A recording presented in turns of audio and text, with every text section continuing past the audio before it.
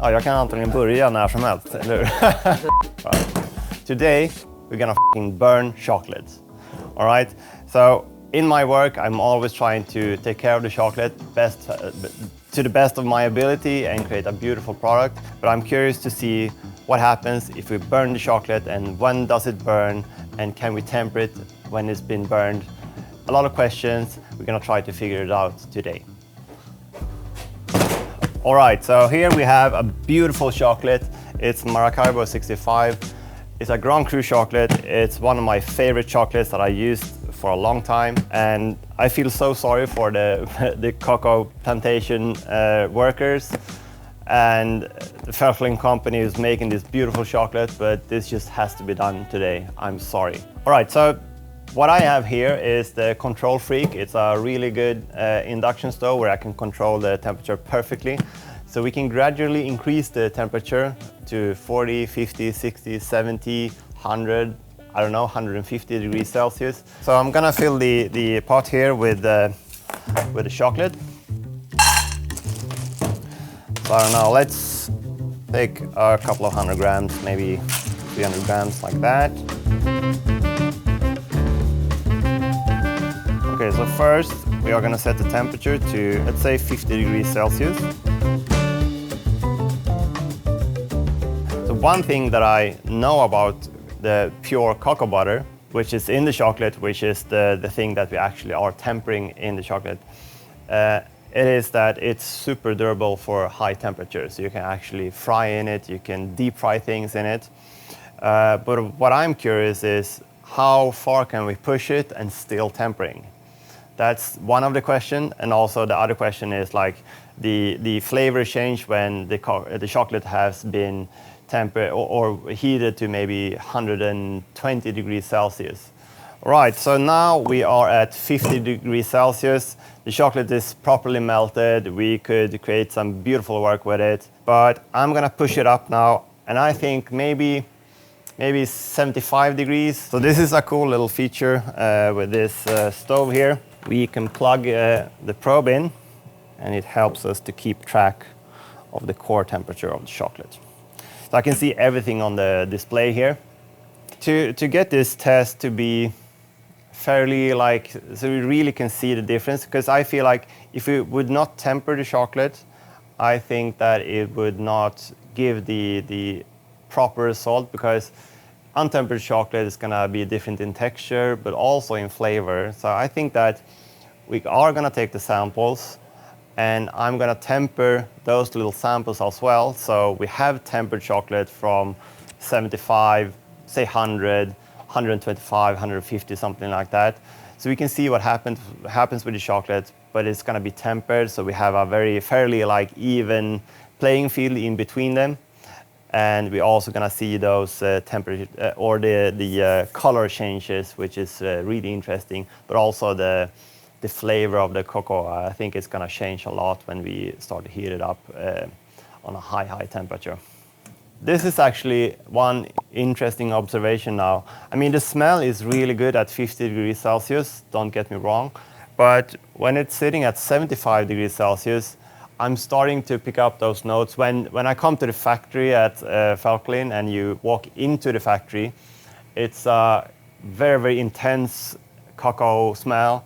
And this is taking me right back to the entrance to the factory, where the smell is just filling up the whole room, and even outside the factory, it's very, very strong.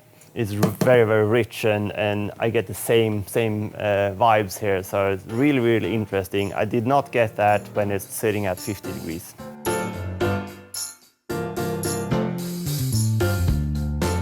So that's 75 degrees. Let's push it to 100. Okay, so the chocolate is starting to seize here. We can see it's starting to be a little bit grainy in the bottom here. So it's not the same pleasant aroma as at 75 degrees. It's starting to get a little bit lumpy. I'm gonna scale it to, or was it 50 grams? I'm gonna do a little quick check on those small little lumps, what the texture is.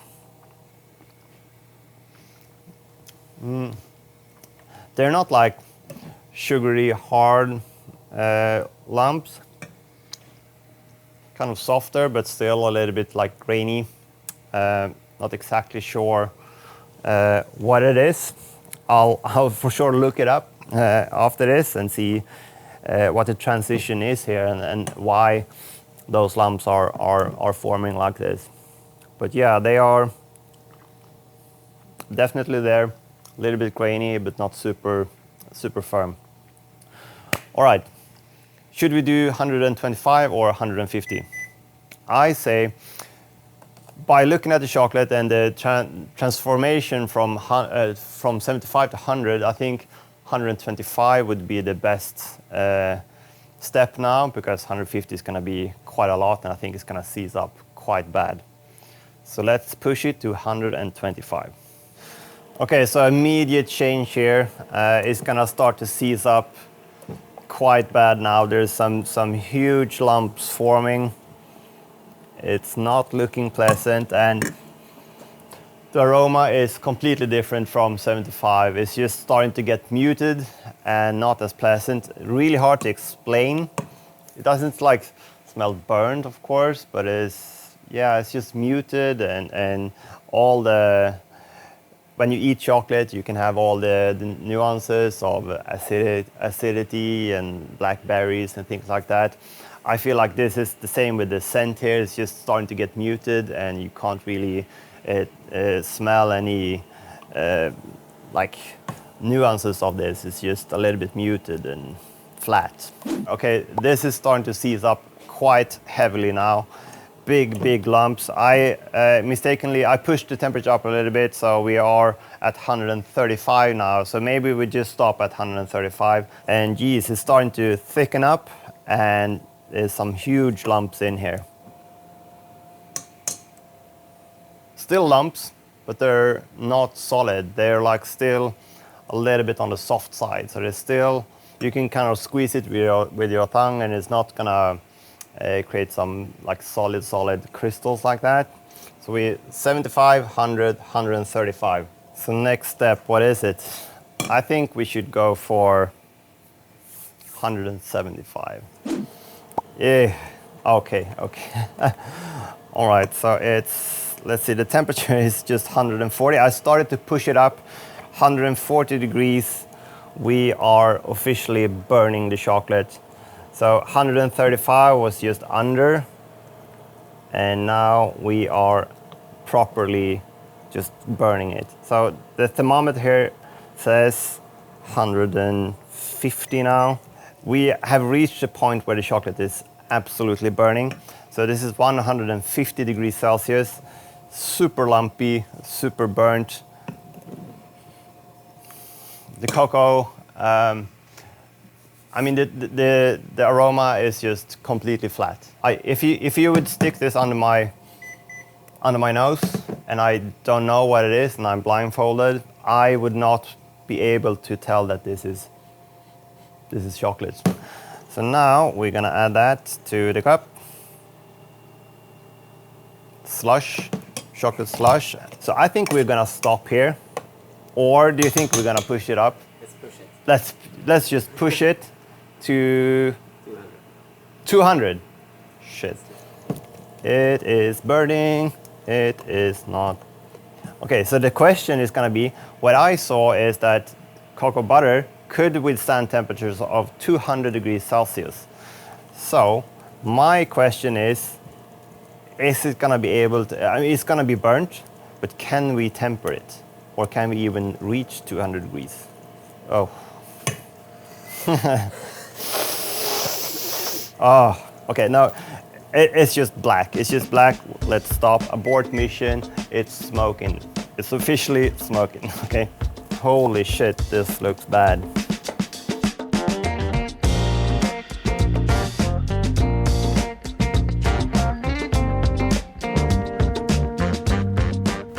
All right, so now we have the samples all set here. 75 degrees, nothing really happening. 100 degrees, starting to see some changes in aroma. I don't see any kind of like color change here, but we'll see when it's cooling down and being tempered.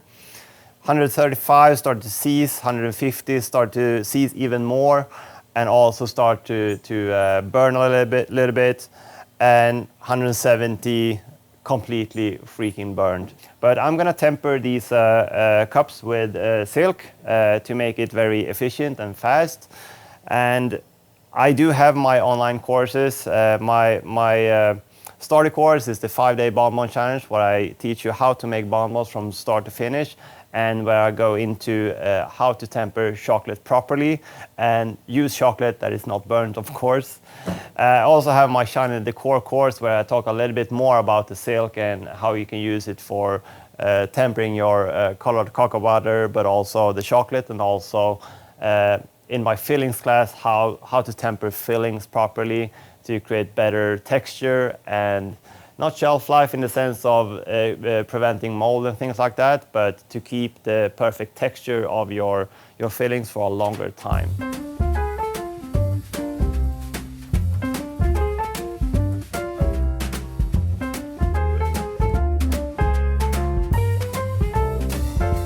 So here we have all the chocolates. They have crystallized properly, and you can already see some slight differences in the chocolates here.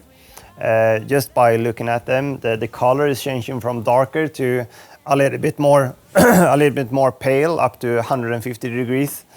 I realized that when you see this is like just powder, the 170 degrees one, and since it contains a lot of fat, it's gonna retain a lot of heat.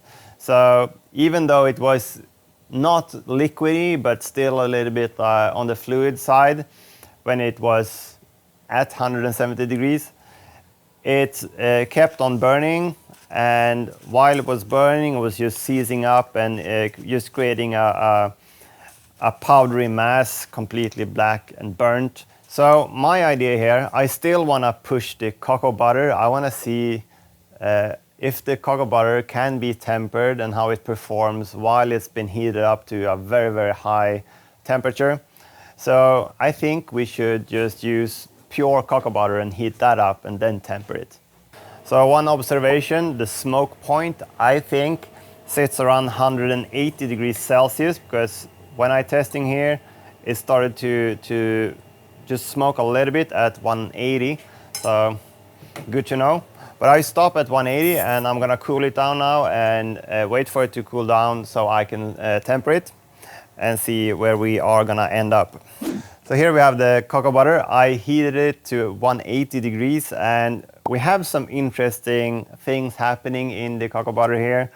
It seems like it does have set quite nicely, but I can also see some streaks that seems to never ever set. And I can see underneath here how some of the cocoa butter is still fluid. So it seems like we came to the point where we started to kind of disrupt the structure of the cocoa butter. And also added one perfectly tempered chocolate to have some reference for rest of the samples here.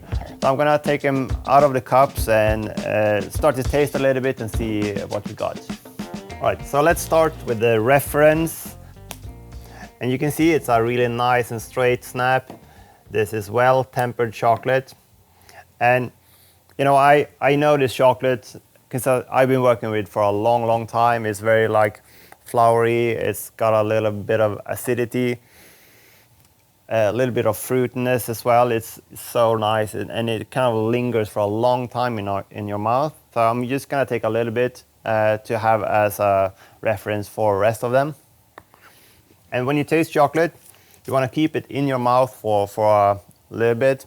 So you don't want to just chew it and swallow it. Chew it, let it melt, massage it in your mouth, and the flavors will develop. And this is really standing out when you're tasting really nice chocolate compared to supermarket crap. So I have the reference in my mouth. We are gonna try the 75. The gloss is like spot on, it's really good. So I suspect it's gonna be a nice snap. For sure is. Tempering, really good. Okay, so the scent reminds me a little bit more of the scent that I got outside the factory. Yeah, it's a really, really nice smell. It's a really nice snap, so the cocoa butter has not been affected. It's slightly muted. I can definitely say it's nice chocolate, nice texture, everything. But the floury and the acidity is a little bit off and it's a little bit muted, but still really nice. Would I be able to detect this difference just by doing a blind test and saying that this is Maracaibo 65 tempered, well tempered? I doubt it, maybe a little bit.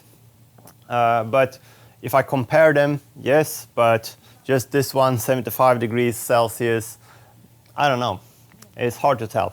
Okay, so the 100 degrees, the surface of the chocolate on this side is really nice. That's sitting on towards the cup, but on the other side you can see it's a little bit streaky. You can see some dots, and it doesn't look really pure. Really nice snap. It's a little bit more on the grainy side, but still nice temper, everything. Okay, so now the aroma or the smell, the scent from the chocolate is kind of dead. It's just, you know, silent. So it's kind of like, I feel like it's the same when you do brown butter.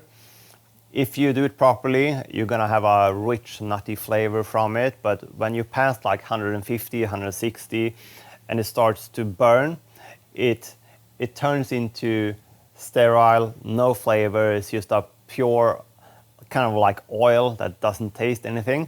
So the 75 was pretty good. Nice tempered, nice texture, everything. Now it's just dead. Still nice temper, so the cocoa butter is holding up. But now I would not recognize this chocolate at all. It's just dead. So 135. I can definitely start to smell a little bit of the caramelized / burnt sugar. Is the cocoa butter holding up? Yes. Still nice snap, but you can see on the surface it's very like streaky, and it doesn't look really pure, but still really, really nice snap.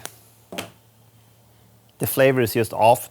I feel like this tastes like, or reminds me of like baking chocolate. You know, the baking blocks, like super cheap in the supermarket. This smell is like this. It's just, you can say it's chocolate, but doesn't taste or smell that good.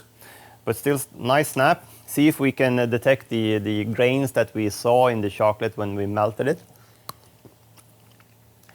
Just bitter, burnt, and this also actually does remind me a lot of like super cheap baking chocolate, like baking blocks, for sure. Okay, not pleasant. So 150. So this reminds me of a burnt and dirty kitchen, or maybe like a kitchen stove where it's just a mess and it's been sitting there for a long, long time, and you can feel the burnt and dirtiness just coming through you. Ooh, really, really tastes burnt or smells like burnt. And when you open it up, even more. It's just burnt. It really, really smells like burnt. Texture, when you break it up, nice snap. But now I can definitely feel the grainy texture, almost like sandy. It does melt nicely, but what you get when it starts to melt is just sandy, burnt, horrible. I would not recommend it. This is over the top, and I think that we really, in the span of like 100 to 150, we really start to see a huge change in the chocolate's taste and appearance and aroma and everything. 75, not so much. A little bit, but not too much. So let's have a look at the cocoa butter. You can see that there's a few of the fat is kind of like still fluid in some parts of it. I would guess that those are completely like broken down fat molecules or whatever. So they can't really set up. I suspect that if we leave this for tomorrow, they will be solid. majority of the mass is still intact and kind of solid, so I think we'll have a quite nice nap. We did. I've been working with this butter for a long time, so I do know how it tastes like, so I'm going to try just the pure butter as well. I can definitely tell that this is changed in flavor. And when I taste cocoa butter nowadays that is of really bad quality, the aftertaste I get from that is very, very similar to this. I can't really like put a word on it, but it's just lingering, unpleasant cocoa butter flavor that you can get when you paint your bonbons with cocoa butter that is of not high quality. The first thing that you taste is that butter, because that's the first thing that is going to melt on your tongue. So this is really reminding me of that. So bonbons with low quality cocoa butter is going to have that unpleasant feeling or unpleasant flavor in the beginning. Really, really reminds me of that. Conclusion, don't burn your chocolate. Stick to 50, 55 degrees max. That's it. Your chocolate will be fine. Over that, shit is gonna hit the fan.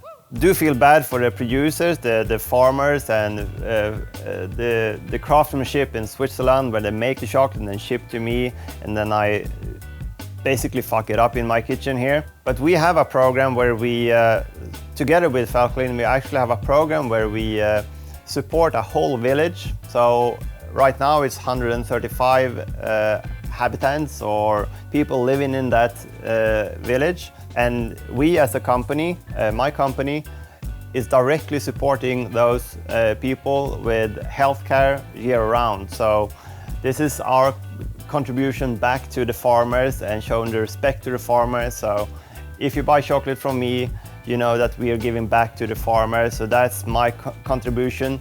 And I think it was really interesting to take a little bit of chocolate and see what happens when you kind of fuck it up a little bit. So the purpose of this channel is to test ideas and also equipment.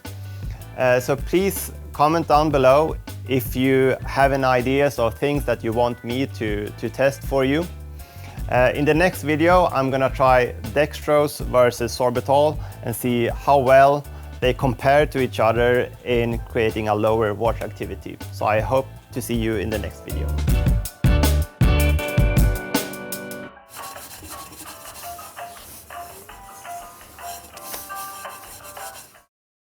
Now, making bonbons can be very tricky and frustrating.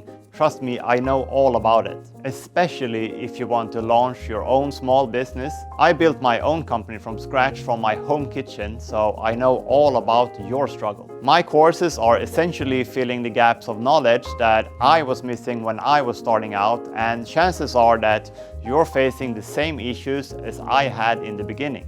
I can help you open up your creativity, since creativity is going to need a solid foundation of knowledge and also secure methods. You find the links to all my courses in the description below.